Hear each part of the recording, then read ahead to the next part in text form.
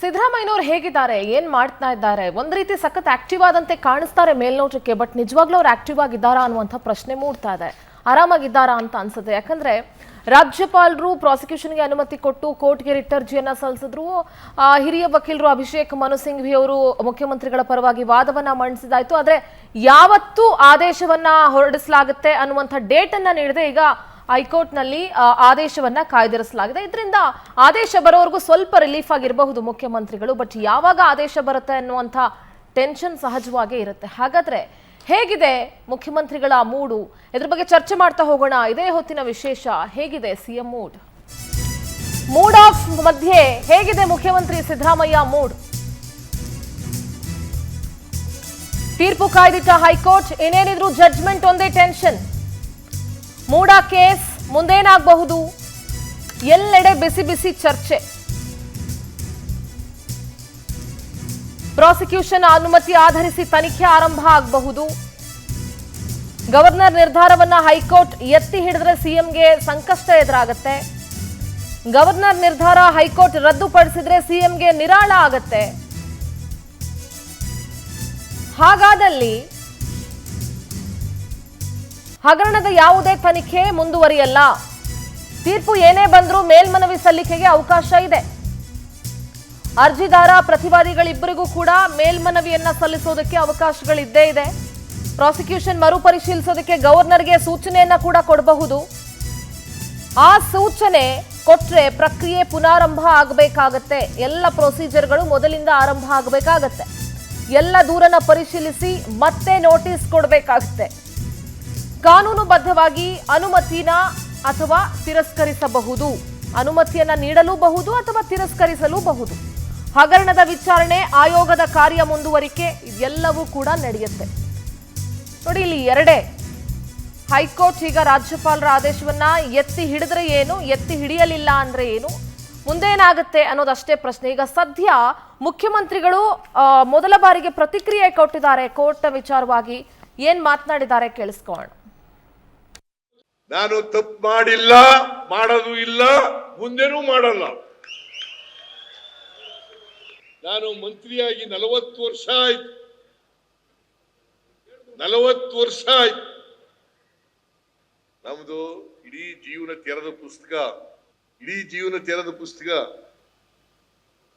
ಅದರಿಂದ ನಾನು ನಿಮ್ಮ ಮುಂದೆ ಹೇಳ್ತಾ ಇದ್ದೀನಿ ಬಹಳ ಸ್ಪಷ್ಟವಾಗಿ. ಯಾರು ಬೇಕಾದ್ರೂ ಕೂಡ ತೆಗೆದು ನೋಡ್ಕೋಬಹುದು.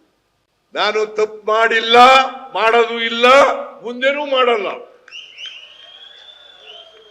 ನಾನು ಮಂತ್ರಿಯಾಗಿ 40 ವರ್ಷ ಆಯ್ತು. 40 ವರ್ಷ ಆಯ್ತು. ನಮ್ದು ಇಡೀ ಜೀವನ ತೆರೆದ ಪುಸ್ತಕ, ಇಡೀ ಜೀವನ ತೆರೆದ ಪುಸ್ತಕ. ಅದರಿಂದ ನಾನು ನಿಮ್ಮ ಮುಂದೆ ಹೇಳ್ತಾ ಇದ್ದೀನಿ ಬಹಳ ಸ್ಪಷ್ಟವಾಗಿ. ನೋಡಿ, ಸುಮಾರು 9 ವಕೀಲರು ವಾದವನ್ನ ಮಂಡಿಸಿದ್ದಾರೆ. 18 ಗಂಟೆಗಳ ತಾಸು, ಆಲ್ಮೋಸ್ಟ್ 6 ದಿನ ವಾದ ಮಂಡನೆ ಆಗಿದೆ. ಸೊ ಹೈಕೋರ್ಟ್ ತೀರ್ಪನ್ನ ಕಾಯ್ದಿರಿಸಿದೆ. ಏನ್ ತೀರ್ಪು ಬರುತ್ತೆ ಅಂತ ಗೊತ್ತಿಲ್ಲ. ಒಂದು, ರಾಜ್ಯಪಾಲರ ಆದೇಶವನ್ನ ಎತ್ತಿ ಹಿಡಿಯಬಹುದು ಅಥವಾ ಸಿಎಂಗೆ ನಿರಾಳ ಕೂಡ ಸಿಗಬಹುದು. ಏನಾಗ್ತಾ ಇದೆ, ಏನು ಎತ್ತಾ ಇದೆ, ಎಲ್ಲದರ ಬಗ್ಗೆ ಕಂಪ್ಲೀಟ್ ಆಗಿ ಚರ್ಚೆ ಮಾಡ್ತಾ ಹೋಗ್ತೀನಿ. ನಮ್ಮ ಜೊತೆಗೆ ಬಿಜೆಪಿ ವಕ್ತಾರರು ಯದುಕುಮಾರ್ ಗೌಡ್ರು ಇದ್ದಾರೆ. ನಮಸ್ತೆ, ಕಾರ್ಯಕ್ರಮಕ್ಕೆ ಸ್ವಾಗತ ಯದುಕುಮಾರ್ ಜಿ. ಜೊತೆಗೆ ವಕೀಲರು ಹಾಗೆ ಕಾಂಗ್ರೆಸ್ ವಕ್ತಾರರು ಆಗಿರುವಂತಹ ಶತಭೀಷ್ ಶಿವಣ್ಣ ಇದ್ದಾರೆ. ಶತಭೀಷ್ ಜಿ, ನಮಸ್ತೆ, ಕಾರ್ಯಕ್ರಮಕ್ಕೆ ಸ್ವಾಗತ. ನಾನು ಮೊದಲಿಗೆ ನಿಮ್ಮ ಹತ್ರನೇ ಮಾತನಾಡ್ತೀನಿ, ಯಾಕಂದ್ರೆ ಕೋರ್ಟ್ ಪ್ರೊಸೀಡಿಂಗ್ಸ್ ಅಲ್ಲಿ ತಾವು ಕೂಡ ಇದ್ವಿ. ಸದ್ಯಕ್ಕೆ ಆದೇಶವನ್ನ ಕಾಯ್ದಿರಿಸಲಾಗಿದೆ. ಸುಮಾರು 6 ದಿನಗಳ ಕಾಲ ವಾದ ಪ್ರತಿವಾದ ಎಲ್ಲವೂ ನಡೆದಿದೆ. 9 ಜನ ವಕೀಲರು ಎಲ್ಲ ಕಡೆಯಿಂದ 18 ತಾಸು ವಾದಗಳಾಗಿದೆ. ಬಹಳ ಕ್ಯೂರಿಯಸ್ ಆಗಿತ್ತು ಆ ವಾದ ಪ್ರತಿವಾದಗಳನ್ನು ಗಮನಿಸಿದಾಗಲೂ ಕೂಡ. ನಿಮ್ಮ ಮೊದಲ ಪ್ರತಿಕ್ರಿಯೆ ಏನು ಎಲ್ಲ ವಿಚಾರವಾಗಿ? ಕರ್ನಾಟಕ ರಾಜ್ಯದ ರಾಜ್ಯಭವನ ಅಥವಾ ರಾಜ್ಯಪಾಲರನ್ನ ಒಂದು ಪೊಲಿಟಿಕಲ್ ಉದ್ದೇಶಕ್ಕಾಗಿ, ರಾಜಕೀಯ ಉದ್ದೇಶಕ್ಕಾಗಿ ಕೈಗೊಂಬೆಯಾಗಿ ಉಪಯೋಗಿಸ್ಕೊಳ್ತಾ ಇದ್ದಾರೆ ಅಂತ ನಮ್ಮ ಅಭಿಪ್ರಾಯ. ಇದು ಎಲ್ಲೇ ನೀವು ನೋಡ್ತಾ ಇರ್ಬೋದು, ಕಾನ್ಸ್ಟಿಟ್ಯೂಷನಲ್ ಬಾಡೀಸ್ ಏನಿದೆ ಅಥವಾ ಇಂಡಿಪೆಂಡೆಂಟ್ ಆರ್ಗನೈಸೇಷನ್ಸ್ ಏನಿದೆ, BJP ಅಥವಾ ಅವರ ಸರ್ಕಾರ ಅದನ್ನು ದುರುಪಯೋಗ ಪಡ್ಕೊಂಡು ಪೊಲಿಟಿಕಲ್ ಆಪೋಸಿಷನ್ನ ಕಿಡಿ ಮಾಡೋಕ್ಕೆ ಅಥವಾ ಅವ್ರ ಮೇಲೆ ಆಪಾದನೆಯನ್ನು, ಸುಳ್ಳು ಆಪಾದನೆಗಳು ಮಾಡೋದು, ಇಂತಹ ಬಾಡಿಗಳನ್ನ ಉಪಯೋಗಿಸ್ಕೊಂಡು ಅವ್ರ ಮೇಲೆ ಪ್ರೆಷರ್ ಹಾಕೋಂಥದ್ದು ನಾವು ನೋಡ್ಕೊಂಡು ಬರ್ತಾ ಇದ್ದೀವಿ. ಈ ಒಂದು ಸಿಚುವೇಶನಲ್ಲಿ ರಾಜಭವನವನ್ನೇ ಉಪಯೋಗಿಸ್ಕೊಂಡು ಒಬ್ಬ ಸಿದ್ದರಾಮಯ್ಯನವರಂತಹದ ವ್ಯಕ್ತಿ ಪ್ರಾಮಾಣಿಕ ಸಿದ್ಧಾಂತಬದ್ಧ ಕಳಂಕರಹಿತ ರಾಜಕಾರಣಿಯವರ ವಿರುದ್ಧ ಈ ರೀತಿ ರಾಜಭವನವನ್ನು ಉಪಯೋಗಿಸ್ಕೊಂಡು ಅವ್ರ ಮೇಲೆ ಪ್ರೆಷರ್ ಹಾಕಕ್ಕೆ ಈ ಸ್ಥಿರವಾದ ಸರ್ಕಾರವನ್ನು ಅಸ್ಥಿರಗೊಳಿಸಕ್ಕೆ ರಾಜಭವನವನ್ನು ಉಪಯೋಗಿಸ್ಕೊಂಡಿದ್ದಾರೆ. ಇದನ್ನ ಚಾಲೆಂಜ್ ಮಾಡಿ ನಾವೇನಿದೆ ಕೋರ್ಟಲ್ಲಿ ಕಾನೂನಾತ್ಮಕ ಹೋರಾಟ ಇದ್ದಿದ್ದೆ. ಆದರೆ ಇದು ಜನಕ್ಕೂ ಗೊತ್ತಾಗಿದೆ, ಸಿದ್ದರಾಮಯ್ಯ ಅವರು ಈ ಪ್ರಕರಣದಲ್ಲಿ ಅವ್ರದ್ದು ಯಾವುದೇ ಇನ್ವಾಲ್ವ್ಮೆಂಟ್ ಇಲ್ಲ, ಯಾವುದೇ ರೆಕಮೆಂಡೇಶನ್ ಇಲ್ಲ. 4 ದಶಕದ ರಾಜಕಾರಣದಲ್ಲಿ ಅವರು ಒಂದು ಫೈಲು ಈ ಪ್ರಕರಣಕ್ಕೆ ಸಂಬಂಧಪಟ್ಟಂಗೆ ಅವ್ರ ಆಫೀಸ್ ಆಗಲಿ ಅವ್ರ ಮನೆ ಬಾಗಿಲಿಗಾಗಲಿ ಬಂದಿಲ್ಲ. ಅವರ ಸಂಬಂಧಪಟ್ಟಂಥ ಕ್ಯಾಬಿನೆಟಲ್ಲೂ ಇರಲಿಲ್ಲ ಅಥವಾ ಮಂತ್ರಿ ಆಗೂ ಇರಲಿಲ್ಲ. ಆದರೂ ಕೂಡ ಅವ್ರನ್ನ ಶೇಕ್ ಮಾಡಬೇಕು, ಅವ್ರ ಮೇಲೆ ಪ್ರೆಷರ್ ಆಗ್ತಾರೆ, ಈ ಕಾಂಗ್ರೆಸ್ ಪಕ್ಷಕ್ಕೆ ನಾವು ಡಿಸ್ಟೆಬಿಲೈಸ್ ಮಾಡ್ಬೋದು. ಇದು ಒಂಥರ ಹೊಸ ಫಾರ್ಮ್ ಆಫ್ ಆಪರೇಷನ್ ಲೋಟಸ್ ಅಂತ ನಾನು ಹೇಳ್ಬೋದು. ಓಕೆ, ಯದುಕುಮಾರ್ ಜಿ, ನಿಮ್ಮ ರಿಯಾಕ್ಷನ್ ಫಾರ್ ದಿಸ್? ಈಗ ನಾವು ನೋಡಿದ್ವಿ, ನೀವು ಹೇಳಿದ್ವಿ 6 ದಿನಗಳ ಕಾಲ ಸುದೀರ್ಘವಾದ ವಾದ ವಿವಾದಗಳಾಗಿದ್ದಂಥದ್ದು ಅಂತ. ಇಲ್ಲಿ ಯಾರೋ ಒಬ್ಬ ವ್ಯಕ್ತಿನ ನಾವು ಟಾರ್ಗೆಟ್ ಮಾಡೋ ಎಲ್ಲ ಸರ್ಕಾರದ ಮುಖ್ಯಸ್ಥನ ಟಾರ್ಗೆಟ್ ಮಾಡುವಂತಲ್ಲ. ಒಂದು ವ್ಯಕ್ತಿ ತಾನು ಅಧಿಕಾರ ಅವಧಿಯಲ್ಲಿ ಇದ್ದಾಗ ಡೈರೆಕ್ಟ್ ಆಗಾಗ್ಲಿ ಇಂಡೈರೆಕ್ಟ್ ಆಗಾಗ್ಲಿ ಯಾವ ರೀತಿಯಾದ ಅಧಿಕಾರವನ್ನು ದುರುಪಯೋಗ ಪಡ್ಕೊಂಡ್ರು ಅನ್ನೋದನ್ನೇ ಇದನ್ನ ಸಾಬೀತು ಮಾಡಬೇಕಾಗಿರುವಂಥದ್ದು. ಆ ಸಾಬೀತು ಮಾಡಬೇಕಾದಾಗ ಯಾವ್ದು ಮೀನ್ಸ್ ಬೇರೆ ಬೇರೆ ವಕೀಲರು ವಾದವನ್ನು ಮಂಡನೆ ಮಾಡಬೇಕಾದಾಗ ಸ್ಪಷ್ಟವಾಗಿ ಹೇಳಿದ್ದಾರೆ, ಇದು ಕೃಷಿ ಭೂಮಿನ, ಇದು ಮೂಡಕ್ಕೆ ಸಂಬಂಧಪಟ್ಟಿದ್ದಂಥದ್ದ, ಬೇರೆ ಬೇರೆ ರೀತಿಯಲ್ಲಿ ಹೇಳಿ ಅದನ್ನ ಮನವರಿಕೆ ನ್ಯಾಯಮೂರ್ತಿಗಳಿಗೆ, ಮಾನ್ಯ ಗಹನ ನ್ಯಾಯಾಲಯಕ್ಕೆ ಮನವರಿಕೆ ಮಾಡಿಕೊಟ್ಟಿದ್ದಾರೆ. ಆದ್ರೆ ಇಲ್ಲಿ ಒಂದು ತನಿಖೆನೂ ಆಗ್ದಿರಾ, ಮೀನ್ಸ್ ಅದು ಅವ್ರ ಬಗ್ಗೆ ಏನೂ ಒಂದು ಅಭಿಪ್ರಾಯನೂ ಪಡೆದಿರಾ, ಜಸ್ಟ್ ತನ್ನಕ್ಕೆ ತಾನೇ ಕ್ಲೀನ್ ಚಿಟ್ ಕೊಡುವಂತ ಯಾವ ರಾಜಕೀಯದ ಉದ್ದೇಶ ಅಂತಾನೂ ಗೊತ್ತಾಗ್ತಾ ಇಲ್ಲ. ಅಂದ್ರೆ ಈಸ್ ಈ ಬಿಯಾಂಡ್ ದ ಲಾ ಅಂದ್ರೆ ಅಬೌವ್ ದ ಲಾ ಅಂತ ಆತರ ಹೇಳಕ್ ಹೋಗ್ತಿರ್ತಾರೆ ಕಾಂಗ್ರೆಸ್ನವರು. ಅದಲ್ವಲ್ಲ, ಅದಕ್ಕೆ ನಾವ್ ಹೇಳ್ತಾ ಇರುವಂತದ್ದು ಒಬ್ಬ ದಲಿತರ ಭೂಮಿ, ಒಬ್ಬ ದಲಿತರಿಗೆ ಸೇರಿದಂತ ಭೂಮಿ, ಅದಕ್ಕೊಂದು ಇತಿಹಾಸ ಇದೆ. ಆ ಇತಿಹಾಸಕ್ಕೊಂದು ಸಾಕ್ಷಿಗಳಿದೆ, ಯಾವ ರೀತಿಯ ಸಾಕ್ಷಿ ಇದೆ, ಯಾವಾಗ ಆಯ್ತು ಅನ್ನೋದನ್ನ ಪ್ರಸ್ತುತಪಡಿಸಿದ್ದಾರೆ. ಯಾರ್ಯಾರು ಅದನ್ನು ವಾದ ಮಂಡನೆ ಮಾಡಿದ್ರು ನ್ಯಾಯಮೂರ್ತಿಗಳು ಪ್ರಸ್ತುತ ಮಾಡಿದ್ದಾರೆ. ಇವಾಗ ಇರುವಂತದ್ದು ಇದೆಲ್ಲವನ್ನೂ ತೆಗೆದುಕೊಂಡು ನ್ಯಾಯಾಲಯ ಯಾವ ತೀರ್ಮಾನ ಕೊಡುತ್ತಂತ. ಆದ್ರೆ ಇಲ್ಲಿ ನಾನೇನು ತಪ್ಪು ಮಾಡೇ ಇಲ್ಲ. ಯಾರು ಹೇಳ್ತಾರೆ ಮೇಡಮ್ ನಾನು ತಪ್ಪು ಮಾಡಿದ್ದೀನಿ ಅಂತ ಅನ್ಬಿಟ್ಟು? ಬಿಜೆಪಿ ಅವರು ಹೇಳಲ್ಲ ತಪ್ಪು ಮಾಡಿ. ಯಾರು ಹೇಳ್ತಾರೆ ಅಂದ್ರೆ ಈಗ ಮುಖ್ಯಮಂತ್ರಿಗಳು ಮತ್ತೆ ಮುಖ್ಯಮಂತ್ರಿಗಳ ಕುಟುಂಬದ ಮೇಲೆ ಬಂದಾಗ ಅವ್ರು ಹೇಗೆ ಹೇಳ್ಕೊಂತಾರೆ? Let it be the fair investigations ಅಂತ ತಾನೇ ನಾವು ಹೇಳ್ತಾ ಇರುವಂತದ್ದು. ಈಗ ತನಿಖೆ ಮಾಡಬಾರ್ದು ಅಂತ ಯಾರು ಹೇಳ್ತಿಲ್ಲ. ಅವ್ರು ಹೇಳ್ತಾ ಇರೋದು ಈಗ ಆಲ್ರೆಡಿ ನಾವು ಅದಕ್ಕೊಂದು ಪೀಠವನ್ನ ರಚನೆ ಮಾಡಿದೀವಿ, ಅದರಲ್ಲಿ ತನಿಖೆ ಆಗುತ್ತೆ. ಈಗ ಅವ್ರ ಮೇಲೆ ಬಂದಿರೋದಕ್ಕೆ ಅವ್ರು ಹೋಗಿದ್ದಾರೆ. ಅದಕ್ಕೆ ಎಲ್ಲದಕ್ಕೂ ಮೇಡಮ್ ಆ ಪೀಠ ರಚನೆ ಮಾಡಬೇಕಾದಾಗಲೂ ವಾದ ವಿವಾದಗಳು ಯಾಕೆ ಅಂದ್ರೆ ಸದನ ನಡೆಯೋದಕ್ಕಿಂತ ಒಂದು ದಿನದ ಮುಂಚೆ ಬಿಜೆಪಿ ಅವಧಿಯ ಸಂದರ್ಭದಲ್ಲಿ ಯಾವ ಸಿಡಿ ವಿಚಾರಕ್ಕೂ ಯಾವ ವಿಚಾರಕ್ಕೂ ಯಾರು ನಿಮ್ಮವ್ರು ಹೋಗಿ ಕೋರ್ಟಿಂದ ಸ್ಟೇ ತಂದೇ ಇಲ್ವಾ?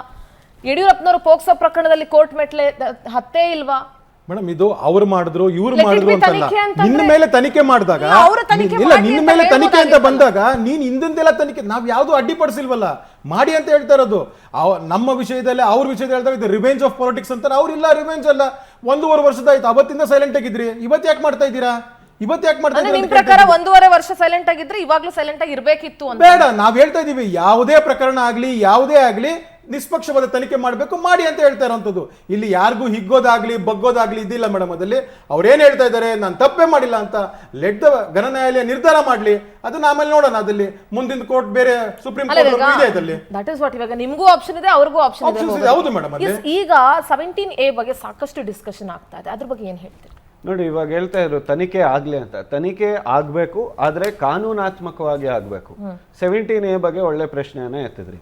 17A of the Prevention of Corruption Act ಏನ್ ಹೇಳುತ್ತೆ? No police shall inquire or investigate against any public servant if any alleged act during the discharge of his public functions with any recommendation made or decision taken without prior approval. ಇವಾಗ police ಅವರು ಈ public servants ವಿರುದ್ಧ ತನಿಖೆ ಮಾಡಬೇಕು ಅಂದ್ರೆ competent ಅಥಾರಿಟಿಯಿಂದ ಅದೊಂದು power ಇರತ್ತೆ, ಅವ್ರಿಗೆ ಒಂದು ಪ್ರೊಟೆಕ್ಷನ್ ಇರತ್ತೆ. ಆ ಪ್ರೊಟೆಕ್ಷನ್ ನ ಹೋಗಿ ಕೇಳ್ತಾರೆ, 17A ಪ್ರೊಟೆಕ್ಷನ್ ಇದೆ, ಇದನ್ನ ತೆಗಿರಿ. But prevention of corruption act ಈ ಸೆಕ್ಷನ್ ಅಲ್ಲಿ there must be a direct action. Concern public servant ಯಾವ್ದಾದ್ರು ರೆಕಮೆಂಡೇಶನ್ ಮಾಡಿರ್ಬೇಕು ಅಥವಾ ಯಾವ್ದಾದ್ರು ಡಿಸಿಷನ್ ತಗೊಂಡಿರ್ಬೇಕು ಈ ಆಕ್ಷನ್ ಪರವಾಗಿ. ಇಲ್ಲಿ ಯಾವ್ದು ನೀವು 40 ವರ್ಷಗಳ ಕಾಲದಿಂದ ನೋಡ್ಕೊಂಡು ಬನ್ನಿ, ಸಿದ್ದರಾಮಯ್ಯ ಅವರ ಪಾತ್ರ ಈ ಪ್ರಕರಣಕ್ಕೆ ಸಂಬಂಧಪಟ್ಟಂಗೆ ಎಲ್ಲೂ ಕಂಡು ಬರಲ್ಲ. ಅವ್ರು ಯಾವ್ದು ಡಿಸಿಷನ್ ತಗೊಂಡಿಲ್ಲ, ರೆಕಮೆಂಡೇಶನ್ ಮಾಡಿಲ್ಲ. ಈ ಸಂದರ್ಭದಲ್ಲಿ ಸೆಕ್ಷನ್ 17A ಅವಶ್ಯಕತೆನೇ ಇಲ್ಲ. ನೀವ್ ಯಾಕೆ ಗವರ್ನರ್ ಹತ್ರ ಹೋದ್ರಿ? ಹಾಗಾದ್ರೆ 40 ವರ್ಷದಿಂದ ಏನೂ ಮಾಡಿಲ್ಲ ಅಂತಂದಾಗ ಅದು ಅವ್ರು ಏನು ಇದೇ ಪ್ರಾಮಾಣಿಕರಂತ ಹಾಗಾದ್ರೆ ಮೇಡಮ್, ಹಾಗಾದ್ರೆ ವಾಲ್ಮೀಕಿ ಹಗರಣದಲ್ಲಿ ನಾಗೇಂದ್ರ ಅವ್ರ ಮೇಲೆ ಆ ತರದ್ ಯಾವ್ದು ಇದಿರ್ಲಿಲ್ವಲ್ಲ, ಅವ್ರನ್ನ ಹೆಂಗ್ ರಾಜೀನಾಮೆ ತಗೊಂಡ್ರಿ? ಯಾವ ರಾಜೀನಾಮೆ ತಗೊಂಡ್ರಿ? ರಾಜೀನಾಮೆ ತಗೊಂಡ್ರಿ ಇದಲ್ವಾ? ಇವಾಗ ಬಂದು ಡಿನೋಟಿಫಿಕೇಶನ್ ಆಗ್ಬೇಕಾದಾಗ್ಲೂ ಅದು ತಗೊಳ್ಬೇಕಾದಾಗ್ಲೂ ಈ was the deputy chief minister ಅಲ್ವಾ ಮೇಡಮ್ ಅಲ್ಲಿ? ಡೆಪ್ಯೂಟಿ ಹಂಗಾದ್ರೆ ಅದು ಲೆಕ್ಕಕ್ಕೆ ಬರೋದೇ ಇಲ್ಲ ಅಂತ. ಒಂದ್ ನಿಮಿಷ Yadukumarji, I totally agree with you.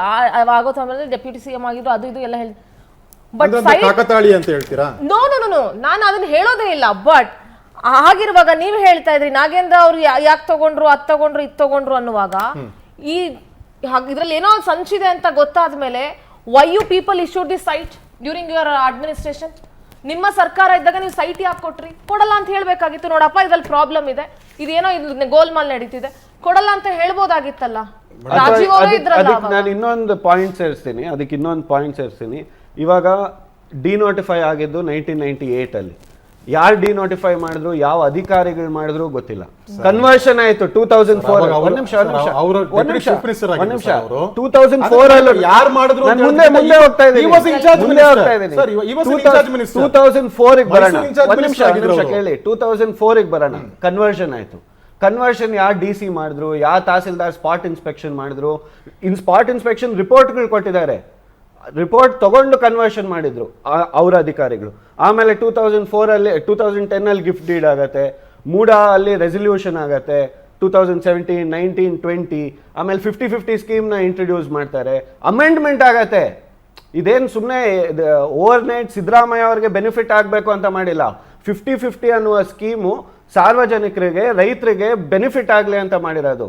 ಈ 40 ವರ್ಷ ಕನ್ವರ್ಷನ್ ಆಗಲಿ ಅಥವಾ ಡಿನೋಟಿಫಿಕೇಶನ್ ಆಗಲಿ, ಎಷ್ಟು ಅಧಿಕಾರಿಗಳು ಯಾವ್ಯಾವ ಹಂತದಲ್ಲಿದ್ರು, ಏನಿದ್ರು, ಏನ್ ಮಾಡಿದ್ರು, ಅವ್ರ ವಿರುದ್ಧ ಯಾರು ಹೋಗ್ತಾ ಇಲ್ಲ. ಈ ಪ್ರಕರಣದಲ್ಲಿ ಉದ್ದೇಶ ಇರೋದು ಒಂದೇ, ಸಿಎಂ ಸಿದ್ದರಾಮಯ್ಯ ಅವ್ರನ್ನ ಅಲ್ಲಾಡಿಸ್ಬೇಕು ಅಷ್ಟೇ. ಯದುಕುಮಾರ್ಜಿ, ಐ ಟೋಟಲಿ ಅಗ್ರಿ. ಸಿ, ನಿಮ್ಗೆ ಬಿಜೆಪಿ ಅವ್ರಿಗೆ ಬಹಳಷ್ಟು ಕನ್ಸರ್ನ್ ಇದೆ. ಇಲ್ಲಿ ತಾನೇನೋ ಹಗರಣ ಆಗಿದೆ, ಇವ್ರು ರಾಜೀನಾಮೆ ತಗೋಬೇಕು, ಮೂಡಾದಲ್ಲಿ ಏನೋ ಗೋಲ್ಮಾಲ್ ಆಗಿದೆ, ಸಾರ್ವಜನಿಕರಿಗೆ ಹೋಗ್ಬೇಕಾಗಿರೋದು ಇವ್ರಿಗೆ ಯಾರಿಗೋ ಹೋಗಿದೆ ಅಂತ ನಿಮಗೆ ಬಹಳಷ್ಟು ಕನ್ಸರ್ನ್ ಇದೆ ಅಂತ ನಾನು ಕೂಡ ಅದನ್ನ ಒಪ್ಕೊಳ್ತೀನಿ. ಬಟ್ ಇದೇ ಕನ್ಸನ್ನು ಬೇರೆ 50-50 ಬೇರೆಯವರಿಗೆಲ್ಲ ಹಂಚಿಕೆ ಆಗಿದೆಯಲ್ಲ, ಅದ್ರ ಬಗ್ಗೆ ಯಾಕೆ ನೀವು ಡಾಕ್ಯುಮೆಂಟೇಶನ್ಸ್ ನ ತೆಗೆಸಿ ಅದ್ರ ಬಗ್ಗೆ ಯಾಕೆ ಕಂಪ್ಲೇಂಟ್ ಕೊಡಿಸ್ತಾ ಇಲ್ಲ? ಸಂಪೂರ್ಣವಾಗಿ ಮೂಡೋದೇನಿದೆ ಅಂತ ಅದ್ರ ಬಗ್ಗೆ ಹೇಳ್ತೀನಿ. ನಾನು ಒಂದು ಯಾವಾಗ ಹೇಳಿದಂತದ್ದು, ಮೂಡೋದು 4000ದಿಂದ 5000 ಹಗರಣ ಅಂತಂದಾಗ ಇದು ಸಂಪೂರ್ಣವಾಗಿ ಇವ್ರದ್ದು ಅಂತ ಬಂದಿಲ್ಲ ಅದಲ್ಲಿ. ಸಿ, ಮೂಡಾ ಸಾರ್ವಜನಿಕರಿಗೆ ಹೇಗೆ ಹಂಚಿದೆ, ಮುಖ್ಯಮಂತ್ರಿಗಳ ಕುಟುಂಬಕ್ಕೂ ನಿಮ್ಮ ಇದ್ರಲ್ಲೇ ಹೇಳ್ತೀನಿ, ಮುಖ್ಯಮಂತ್ರಿಗಳ ಕುಟುಂಬಕ್ಕೂ ಹಾಗೆ ಹಂಚಿದಾರ? ಅದು ತಪ್ಪು ಅಂತ ನೀವು ಹೇಳ್ತಾ ಇದ್ದೀರಿ. ಇಫ್ ಮುಖ್ಯಮಂತ್ರಿಗಳ ಕುಟುಂಬ ಇದ್ರಲ್ಲಿ ಗೋಲ್ಮಾಲ್ ಮಾಡಿದೆ ಅಂತಂದಾಗ ಹಾಗೆ ಬೇಕಾದಷ್ಟಿನ ಸಾರ್ವಜನಿಕರಿಗೂ ಗೋಲ್ಮಾಲ್ ಮಾಡಿರಬಹುದು. ಅದನ್ನೇ ಸಮಗ್ರವಾಗಿ ಮಾಡಬೇಕು ಅಂತ ಹೇಳ್ತಾರೆ, ಸಮಗ್ರವಾಗಿ ಚರ್ಚೆ ಮಾಡಬೇಕು ಮೇಡಮ್. ಇದು it is not about just 14 site ಮುಖ್ಯಮಂತ್ರಿಗಳಿಗೆ ಬಂದಿದ್ದು ಅಂತಲ್ಲ. ದೂರ್ ಕೊಡುವಾಗ ಅದನ್ನು ಸೇರಿ ದೂರ್ ಕೊಡಬೇಕಾಗಿತ್ತು ಮೇಡಮ್. ಇದು ಬಂದಿರಬೇಕಾದಾಗ 4-5 ಸಾವಿರ ಕೋಟಿ ಮೂಡ ಹಗರಣ ಅಂತ ಬಂದಾಗ ಇದನ್ನು ಮುಖ್ಯಮಂತ್ರಿಗಳೇ ತಗೊಂಡ್ಬಿಟ್ಟಿದ್ದಾರೆ ಅಂತನಾ? ಇಲ್ಲ ಅಲ್ವಲ್ಲ, ಸಮಗ್ರವಾಗಿ ಅಂತ ಹೇಳ್ತಾರೆ. BJP is focusing on only CM Siddaramaiah. ಇವರ ಅಧಿಕಾರ ಅವಧಿಯಲ್ಲಿ ಏನೇನಾಯ್ತು, ಯಾವ ಡಾಕ್ಯುಮೆಂಟ್ಸ್ ಇದೆ ಅದು ಪ್ರತ್ಯೇಕವಾಗಿ ಕೊಟ್ಟಿದ್ದಾರೆ ಅದಲ್ಲಿ. ಹಂಗಂತ ಅನ್ಬಿಟ್ಟು ಇದೊಂದೇ ಅಂತಲ್ಲ, ಸಮಗ್ರವಾಗಿ 88,000 ಜನ ಕಾಯ್ತಾ ಇದ್ದಾರೆ ಸೈಟ್ಸ್ಗೆ. 88,000 ಜನ. ಹಾಗಾದ್ರೆ ನೀವು ಕಂಪ್ಲೇಂಟ್ ಕೊಡಬೇಕಾಗಿದ್ದು ಅವತ್ತಿನ ಮುಖ್ಯಮಂತ್ರಿಗಳ ಮೇಲೆ, ಅವತ್ತು ಯಾರು ಮೂಡಾನ ಸೈಟ್ ಹಂಚಿಕೆ ಮಾಡಿದ್ರು ಅವರ ಮೇಲೆ ಅಲ್ವಾ? ಪ್ರಾಕ್ಟಿಕಲಿ ನಾವು ಪ್ರಾಕ್ಟಿಕಲ್ ಗೆ ಹೇಳ್ತಾ ಇರೋದು, ಯಾರ್ಯಾರು ಇದ್ರಲ್ಲಿ ಇನ್ವಾಲ್ವ್ ಆಗಿದ್ದಾರೆ, ಅದು ಯಾವುದೇ ಪಾರ್ಟಿ ಆಗಿರ್ಬೋದು, ಯಾರೇ ವ್ಯಕ್ತಿ ಆಗಿರ್ಬೋದು, ಸಮಗ್ರವಾಗಿ ತನಿಖೆ ಆಗ್ಬೇಕು. ತನಿಖೆಯಾಗಿ ಯಾರು ತಪ್ಪಿತಸ್ಥರಿದ್ದಾರೆ ಮಾಡಬೇಕು. ಹಾಗಂತ ನಿಮ್ಮ ಬಿಜೆಪಿ ನಿಯೋಗದವರು ಹೋಗ್ಬಿಟ್ಟು ನಮ್ಮ ಈ ಅವಧಿಯಲ್ಲಿ ಇವರಿದ್ರು, ಇವರನ್ನು ಸೇರಿಸಿ ನೀವು ತನಿಖೆಗೆ ಒಳಪಡಿಸಿ ಅಂತ ಕಂಪ್ಲೇಂಟ್ ಮಾಡಬಹುದಾಗಿತ್ತಲ್ಲ ಮೇಡಮ್. ಸಮಗ್ರವಾಗಲೇನೆ ಆಗಿರುವಂತದ್ದು, ಸಮಗ್ರವಾಗಿ ತನಿಖೆ ಮಾಡಬೇಕು ಅಂತ ಹೇಳ್ತಾ ಇರುವಂತದ್ದು. ಆದ್ರೆ ಮುಂದೆ ಹೋಗ್ಬಿಟ್ಟು ಯಾರು ಆತರ ಹೇಳಿಲ್ವಲ್ಲ ಯದುಕುಮಾರ್ ಮೇಡಮ್. ಹಾಗಂದ್ರೆ ಮೂಡ ಹಗರಣ 4,000 ಕೋಟಿ ಅಂತ ಅನ್ಬಿಟ್ಟು ಇಡೀ ಜಗತ್ತಿಗೆ ಹೇಳಿದಂತದ್ದು ಯಾರು? ಬಿಜೆಪಿ ಸರ್ಕಾರ ಅಂತ ಬಿಜೆಪಿ ಅವರೇ ತಾನೇ ಹೇಳಿದಂತದ್ದು. ಇದ್ರಲ್ಲಿ ಅಷ್ಟು ಬ್ರಹ್ಮಾಂಡವಾದ ಭ್ರಷ್ಟಾಚಾರ ಇದೊಂದರಲ್ಲೇ ಅಲ್ಲ, ಮಿಕ್ಕಿದಂತ ಎಲ್ಲಾ ಪ್ರಕರಣದಲ್ಲೂ ಆಗಿದೆ. ಇದನ್ನ ಸಮಗ್ರವಾಗಿ ತನಿಖೆ ನಡಿಬೇಕು, irrespective of anybody, any any person. Okay, Shatabish, I'll come to the legal points. ಈಗ in case ಹೈಕೋರ್ಟ್ ರಾಜ್ಯಪಾಲರ ಆದೇಶವನ್ನ ಎತ್ತಿ ಹಿಡಿದ್ರೆ ವಾಟ್ ನೆಕ್ಸ್ಟ್? ಸಿಎಂ ಗೆ ಏನು ಆಪ್ಷನ್ ಇದೆ? ಎತ್ತಿ ಹಿಡಿಲಿಲ್ಲ ಅಂದ್ರೆ ಏನು ಆಪ್ಷನ್ ಇದೆ? ಎತ್ತಿ ಹಿಡಿದ್ರೆ ಈಗಾಗಲೇ ಇಬ್ರು, ಐ ಥಿಂಕ್ TJ Abraham ಮತ್ತೆ ಸ್ನೇಹಮಯಿ ಕೃಷ್ಣ ಅವರು ಸ್ಪೆಷಲ್ ಕೋರ್ಟ್ ಮುಂದೆ ಪ್ರೈವೇಟ್ ಕಂಪ್ಲೇಂಟ್ಸ್ ಅನ್ನ ಸಲ್ಲಿಸಿದ್ದಾರೆ. ಈ ಪ್ರೈವೇಟ್ ಕಂಪ್ಲೇಂಟ್ ಸಲ್ಲಿಸಬೇಕಾದ್ರೂ ನೀವು ರಾಜ್ಯಪಾಲರ ಪೂರ್ವಾನುಮತಿಯನ್ನ ಸೇರಿಸ್ಕೊಂಡು ಹಾಕ್ಬೇಕಾಯ್ತು. ಅದು ಅವ್ರು ಮಾಡಿರೋ ತಪ್ಪು. ಬಟ್ ಎನಿವೇಸ್ ಹಾಕಿದ್ದಾರೆ. ಆಮೇಲೆ ಹೋಗ್ಬಿಟ್ಟು ರಾಜ್ಯಪಾಲರ ಹತ್ರ ನಮಗೆ ಪ್ರಯರ್ ಅಪ್ರೂವಲ್ ಕೊಡಿ ಅಂತ ಕೇಳಿದ್ದಾರೆ. ಸೊ ಇವಾಗ prior approval of the governor ಅದನ್ನ ಎತ್ತಿಡಿದ್ರೆ ಅದನ್ನ ತಗೊಂಡೋಗಿ ಅವ್ರು ಆ ಸ್ಪೆಷಲ್ ಕೋರ್ಟ್ ಮುಂದೆನೇ ಕೊಡಬೇಕು. ಆ ಪ್ರೈವೇಟ್ ಕಂಪ್ಲೇಂಟ್ ಇದೆ, ಅದ್ರ ಜೊತೆ ಈ ಅನುಮತಿಯನ್ನು ಕೊಟ್ಟು ನೋಡಿ ಇಂತಿಂಥ ಹಗರಣಗಳಾಗಿದೆ ಅಥವಾ ಏನೋ ಒಂದು ಆಗಿದೆ, ನೀವು ಇವ್ರ ಮೇಲೆ ಇನ್ವೆಸ್ಟಿಗೇಷನ್ಗೆ ಪೊಲೀಸ್ಗೆ ರೆಫರ್ ಮಾಡಿ ಅಂತ ಕೇಳ್ತಾ ಇದ್ದಾರೆ. ಅದೇ ಅವ್ರ ಪ್ರೇಯರ್.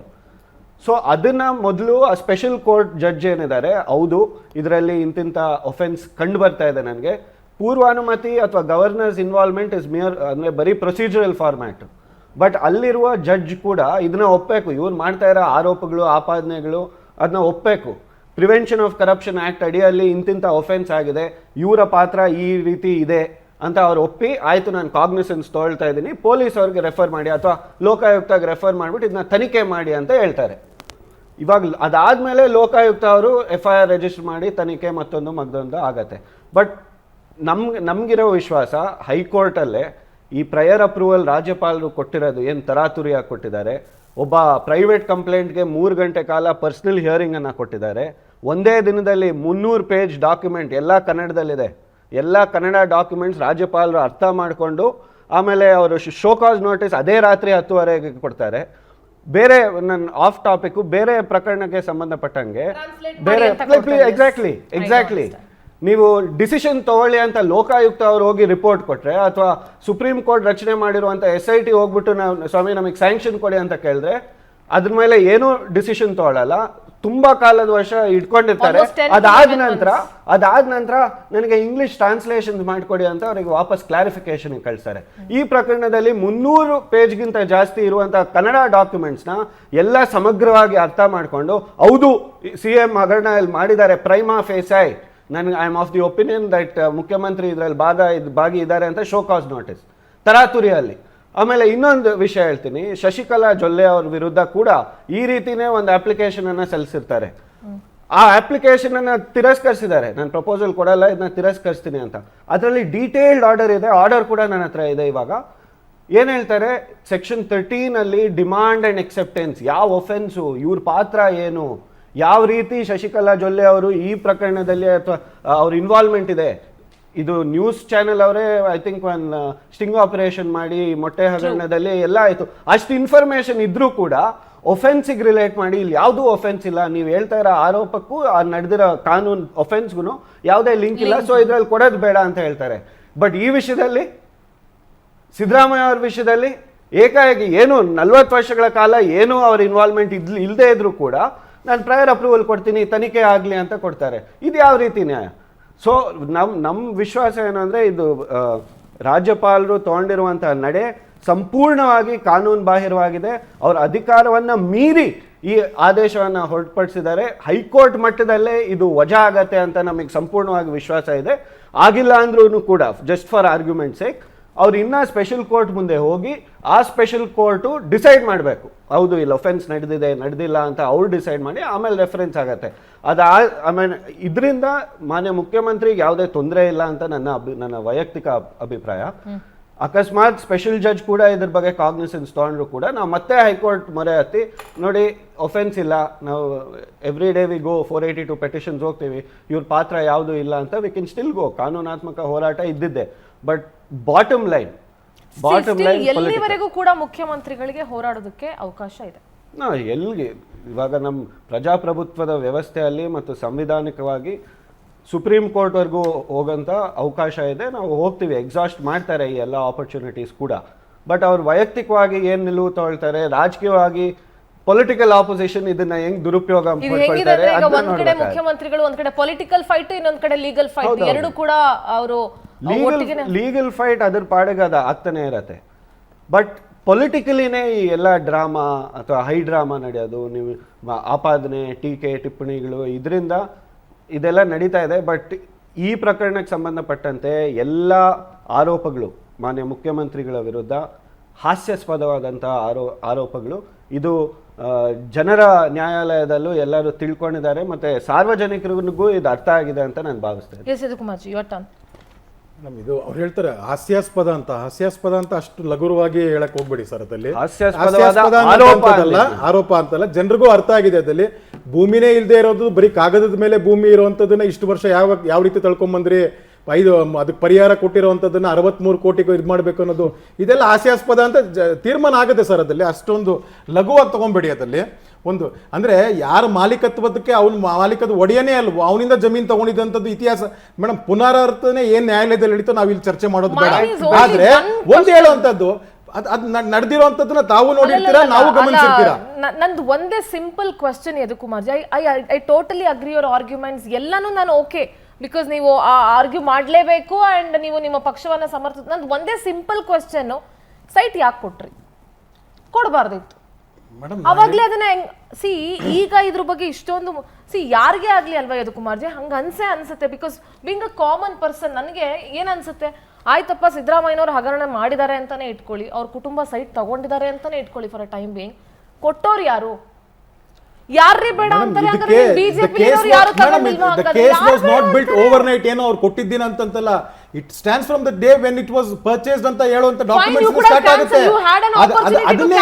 ಅದನ್ನೇ ಹೇಳ್ತಾ ಇರೋದು. ಅದನ್ನ ಯಾರು ಏನು ಅಂತ ತನಿಖೆ ಪಕ್ಕದಲ್ಲಿ ವಕೀಲರು ಇದ್ದಾರೆ. ನಾ ಹೇಳ್ತಾ ಇರೋಂಥದ್ದು ಈ ತರದ್ದು ನೀವು ಇಷ್ಟೊಂದು ಕ್ಲೀನು ಇಷ್ಟೊಂದು ಇದಂತ ಇರ್ಬೇಕಾದಾಗ ಸರ್, ಸದನ ನಾಳೆ ಇರ್ಬೇಕಾದಾಗ ಸದನದಲ್ಲಿ ಚರ್ಚೆ ಮಾಡ್ಬೋದಾಗಿತ್ತಲ್ಲ ಸರ್. ನೀವು ಆನ್ ದ ರೆಕಾರ್ಡ್ಸ್ ನೀವೇನ್ ಡೀಟೇಲ್ಸ್ ಇವತ್ತು ಪತ್ರಿಕಾಗೋಷ್ಠಿಯಲ್ಲಿ ಮುಖ್ಯಮಂತ್ರಿಗಳು 2 ಅವರ್ 3 ಅವರ್ ಮಾತಾಡ್ತಾರೆ. ಒಂದ್ ನಿಮಿಷ ಸರ್, ನಾನು ಐ ಕಂಪ್ಲೀಟ್ ಈ ತರ ಮಾತಾಡ್ತಾರೆ, ನಾನು ಕ್ಲೀನು 40 ವರ್ಷ ಪದೇ ರೀ, ನಾವು ನಿಮ್ 40 ವರ್ಷದ್ದು ಅದ್ರ ಬಗ್ಗೆ ಮಾತಾ ಇಲ್ಲ. ಈ ಒಂದು ಕೇಸ್ ವ್ಯಕ್ತಿಗತವಾಗಿ ಯು ಟೇಕ್ ಇಟ್ ಪ್ರತ್ಯೇಕವಾಗಿ ತಗೊಳ್ಳಿದ್ದನ್ನ ದಿಸ್ ಹ್ಯಾಸ್ ಹ್ಯಾಪೆಂಡ್, ಇದು ಯಾಕೆ ಅಂತ ಸದನದಲ್ಲಿ ನೀವು ಮಾತಾಡಬಹುದಿತ್ತಲ್ಲ. ನೀವು ಜವಾಬ್ದಾರಿಯುತವಾಗಿ ಮುಖ್ಯಮಂತ್ರಿಗಳ ಸ್ಥಾನದಲ್ಲಿ ಇರಬೇಕಾದಾಗ ನೀವು ಯಾವ್ದಕ್ಕೆ ಉತ್ತರದಾಗಿರ್ತೀರಾ? ಸದನಕ್ಕೆ ಉತ್ತರದಾಗಿರ್ತೀರಾ? ಪ್ರತಿಪಕ್ಷವಾಗಿ ನಾವು ಸದನದ ಬಿಸಿನೆಸ್ ಅಡ್ವೈಸ್ ಕಮಿಟಿ ನಾವು ಒಂದ್ ನಿಮಿಷ ಸರ್, ಈ ಇಶ್ಯೂಸ್ ನಾವು ರೈಸ್ ಮಾಡಿದ್ವಿ. ರೈಸ್ ಮಾಡಿದಾಗ ಸದನ ಒಂದು ದಿನ ಇರಬೇಕಾದಾಗ why did you form the one justice committee, one man justice committee? ನಾ ಹೇಳ್ತಾ ಇದ್ದು ವಾಲ್ಮೀಕಿ ಹಗರಣ ಹೇಗೆ ಸದನದಲ್ಲಿ ಚರ್ಚೆ ಆಯ್ತು, ಅದೇ ರೀತಿಯಾಗಿ ಮೂಢ ಹಗರಣ ಕೂಡ ಸದನದಲ್ಲಿ ಚರ್ಚೆಯಾಗಿ ಪ್ರತಿಪಕ್ಷಗಳ ಸವಾಲಿಗೆ ಯಾವುದೇ ಒಂದು ಪ್ರಶ್ನೆಗೆ ಮುಖ್ಯಮಂತ್ರಿಗಳು ಕೊಟ್ಟಿದ್ದಾಗ it will go on the records. ಅವಾಗ ನೀವು ಹೇಳ್ತಾ ಇರುವಂತದ್ದನ್ನ ಸಾರ್ವಜನಿಕರಿಗೆ ಗೊತ್ತು ಯಾವುದು ಇದು ಅಂತ. ಯಾಕಂದ್ರೆ ಅಲ್ಲಿರುವಂತದ್ದು ಯಾವುದು ಸುಳ್ಳು ಹೇಳಿದ್ರೆ ಯಾಕೆ ನಡೆದಿಲ್ಲ ಅಂತ ನೀವ್ ಹೇಳ್ಬೇಕು. ಅವಕಾಶ ಕೊಟ್ಟಿಲ್ಲ, ಅವಕಾಶ ಕೊಟ್ಟಿ ಸದನದಲ್ಲಿ ಅದಕ್ಕೆ ಅವಕಾಶ ಚರ್ಚೆನೇ ಇಲ್ಲ ಅಂತ ಹೇಳಿದಾಗ ಸರ್, ಇದೇ ಬೈತಿ ಸುರೇಶ್ ಅವರು ಸದನದಲ್ಲಿ ಮಾಡ್ಬೇಕಾದಾಗ ನನ್ನ ಹತ್ರ ಎಲ್ಲಾ ದಾಖಲೆಗಳಿದೆ ಇದಕ್ಕೆ it's a very technical answer. ಯಾಕೆ ಸದನದಲ್ಲಿ ಮಾತಾಡಿಲ್ಲ ಅಂದ್ರೆ ಸದನದಲ್ಲಿ ಅವಕಾಶ ಮಾಡಿಕೊಡೋದು ಮಾನ್ಯ ಮುಖ್ಯಮಂತ್ರಿ ಅಲ್ಲ, ಅಲ್ಲಿನ ಚೇರ್ಮನ್ ಇರ್ತಾರೆ, ಅಲ್ಲಿನ ಸ್ಪೀಕರ್ ಇರ್ತಾರೆ. But one man commission was formed. One man commission ಯಾಕೆ ಫಾರ್ಮ್ ಆಯ್ತು? One minute. I know the terms of reference. I know all the terms of reference. Terms of reference. One man commission ಗೆ terms of reference ಕೇಳಿ ಅದಲ್ಲಿ. This ಈ ಒಂದು ಇದಕ್ಕೆ ಇದೇ ಇಲ್ಲ ಅದರಲ್ಲಿ. ನೋಡಿ, ಇದಕ್ಕೆ ನಾವು ಅದನ್ನೇ ಹೇಳ್ತಾ ಇರೋದು. ಮೂಡ ಅಲ್ಲಿ ಹಗರಣ ನಡೆದಿದೆ, ಸುಮಾರು ಹಗರಣಗಳು ನಡೆದಿದೆ. 2004 ಅಲ್ಲ, 2003, 98 ನಡೆದಿದೆ. ಬಟ್ ಒಂದ್ ನಿಮಿಷ, ಬಟ್ ಹಗರಣಗಳು ನಡೆದಿದೆ. ಆದ್ರೆ CMಗೆ ಅವರ ಪತ್ನಿಗೆ ಅವರ ಜಾಗವನ್ನ ಒತ್ತುವರಿ ಮಾಡಿಕೊಂಡು ಆ ಒತ್ತುವರಿ ಮಾಡಕ್ ಅಧಿಕಾರ ಇಲ್ಲದೆ ಇದ್ರು ಕೂಡ ಒತ್ತುವರಿ ಮಾಡಿಕೊಂಡು ಅದಾದ್ಮೇಲೆ ಇವಾಗ ನಾವು ಬದ್ಲಿ ನಿವೇಶನ ಕೊಟ್ರೆ ಏನ್ ತಪ್ಪಿದೆ? ಇದಕ್ಕೂ ಮೂಡಲ್ಲಿ ನಡೆದಿರೋ ಹಗರಣ ಸಂಬಂಧನೇ ಇಲ್ಲ. ಮೆರಿಟ್ ಮೇಲೆ ಮಾತಾಡೋಣ. ಯಾಕೆ ಡಿನೋಟಿಫೈ ಆಯ್ತು? Tell me why it got denotified. See, if there is no land, how it got denotified then? ನೋಡಿ, I'll show you the ಯಾರು ಉಪಮುಖ್ಯಮಂತ್ರಿ ಆಗಿದ್ರು, ಯಾರು ಮೈಸೂರು ಜಿಲ್ಲೆಯ ಉಸ್ತುವಾರಿ ಆಗಿದ್ರು, ಉಸ್ತುವಾರಿ ಮಂತ್ರಿ ಯಾರಾಗಿದ್ರು? ಯದು ಕುಮಾರ್ ಗೌಡ, ನೀವು ಇದಕ್ಕೆ ಆನ್ಸರ್ ಮಾಡಬೇಕು. ನಾನು ಅದನ್ನೇ ಹೇಳಕ್ ಬರ್ತೀನಿ. ಆಯ್ತು, ಬೇಗ ಹೇಳ್ಬಿಟ್ರೆ ಇದಕ್ಕೆ ಆನ್ಸರ್. ಒಂದೇ ನಿಮಿಷ. ಯಾರು ಉಪಮುಖ್ಯಮಂತ್ರಿ ಆಗಿದ್ರು? ಮೈಸೂರಿನ ಉಸ್ತುವಾರಿ ಸಚಿವರಾಗಿ ಅವ್ರ ಜವಾಬ್ದಾರಿ ಇರಲ್ವಾ? ಮೈಸೂರಿನ ವಿಚಾರದಲ್ಲಿ ಅವ್ರು ಏನು ಹೇಳಲ್ಲ? ಅವರು ಹಾಗಾದ್ರೆ ಮೈಸೂರು ಉಸ್ತುವಾರಿ ಅವ್ರು ಹೇಳಲ್ಲ. ಸಿದ್ದರಾಮಯ್ಯನವರೇ ಆಗಿದ್ರು ಅಂತ ಇಟ್ಕೊಳ್ಳಿ. ಆಯ್ತು, ಆಯ್ತ್ರಿ, ಅವ್ರ ಕಾಲದಲ್ಲಿ foundations he has built to this ಈ ಒಂದು ಇದುವರೆಗೂ ಬರೋದಲ್ಲಿ ಕಟ್ಟಿದ್ರೆ you had all the opportunity to cancel the building. Documents ಇವತ್ತಿದೆ, ನಾವು ಇದು ಮಾಡಿದ್ದೀವಿ, ರಾಜ್ಯ ಜನದ ಮುಂದೆ ಇಟ್ಟಿದ್ದೀವಿ, ನ್ಯಾಯಾಲಯದ ಮುಂದೆ ಇಟ್ಟಿದ್ದೀವಿ, ನ್ಯಾಯಾಲಯದ ಮುಂದೆ ಇಟ್ಟಿದ್ದೀವಿ. ತಪ್ಪಾದನಲ್ಲಿ ಯದು ಕುಮಾರ್ ಗೌಡ್ರೆ, ಇವತ್ತು ನೀವು ಹೇಳ್ತಾ ಇದ್ದೀರಿ ಒಬ್ಬ ದಲಿತರ ಭೂಮಿ ಅವರಿಗೆ ಅನ್ಯಾಯ ಆಗಬೇಕಾದಾಗ, ಪ್ರತಿಪಕ್ಷವಾಗಬೇಕಾದಾಗ ನಾವು ಜನರ ಮುಂದೆ ಇಟ್ಟಿದ್ದೀವಿ. ಸದನದಲ್ಲಿ ಚರ್ಚೆ ಆಗದೆ ಸದನದಲ್ಲಿ ಚರ್ಚೆ ಯಾಕೆ ಆಗಿಲ್ಲ? ಜನರ ಬಳಿ ಹೋಗಬೇಕಾಗುತ್ತೆ, ಜನರ ಬಳಿ ಹೋಗಬೇಕಾಗುತ್ತೆ. ಸ್ಪೀಕರ್ ಮತ್ತೆ chairman they pass an order ಮಾಡ್ತಾರೆ. ಗೌಡ್ರೆ, ನೀವು ಆರ್ಡರ್ ಮಾಡ್ತಾರೆ, ನಾವೇನ್ ಮಾಡಕ್ಕಾಗುತ್ತೆ? ಚರ್ಚೆ ಮಾಡಕ್ ಪ್ರೆಸ್ ಕಾನ್ಫರೆನ್ಸ್ ಮುಂದೆ ಬಂದಿದೀವಿ. ಹಾಗಾದ್ರೆ ಎಲ್ಲಾ ವಿಷಯಗಳು ಎಲ್ಲಾ ಅಂಶಗಳನ್ನು ವಾಲ್ಮೀಕಿ ಹಗರಣಕ್ಕೆ ಯಾಕೆ ಆಗಿಲ್ಲ? ಬಿಕಾಸ್ ಸಿಂಗಲ್ ಎಂಕ್ವೈರಿ ಕಮಿಷನ್ ಆಗಿತ್ತು. ಹಂಗಂದ್ರೆ ಇದನ್ನ ಸಿಂಗಲ್ ಜಡ್ಜ್ ಎಂಕ್ವೈರಿ ಕಮಿಷನ್ ರಚನೆ ಮಾಡಿ ಆಗ್ಬಾರ್ದು ಅಂತಾನೆ ಆಗಿದಂತದ್ದು. ಸ್ಪೆಷಲ್ ಟು ಬಿಜೆಪಿ ಮೇಡಮ್ ನಾನು ಹೇಳ್ತಾ ಇರೋಂಥದ್ದು ಮೇಡಮ್, ನಾನು ಅವಾಗಲೇ ಸ್ಪಷ್ಟವಾಗಿ ಇದ್ ಮಾಡಿದಂತದ್ದು, ಯಾರೇ ಏನೇ ಇದ್ ಮಾಡಿದ್ರು ಅದು ಶಿಕ್ಷೆ ಒಳಪಡಿಸೋದು. ಅವ್ರಿಗೆ ಹೆಂಗ್ ಕೊಟ್ರಿ? ಬರೀ 1 ಪಾಯಿಂಟ್ ಇಟ್ಕೊಂಡಿದ್ದೀರಲ್ಲ ಮೇಡಮ್. ಅದನ್ನೇ ತನಿಖೆ ಆಗ್ಬೇಕಂತಾನೆ. That has to be investigated. Then why are you stopping? Why are you stopping? Why are you giving clean sheet to you? You means the chief minister. Why are you stopping? Why are you giving the clean sheet? Why should he is telling the clean sheet? Even today he is telling the clean sheet. the clean sheet. Madam, I'm not telling you. I'm telling about the chief minister. No. He's telling I'm clean. Yeah. Everybody Who has does to the same prove it? thing. Who has to prove it? Who has to prove it? He is a competent authority. He is a competent authority. ಎಲ್ಲರೂ ಅದೇ ಹೇಳ್ತಾರೆ.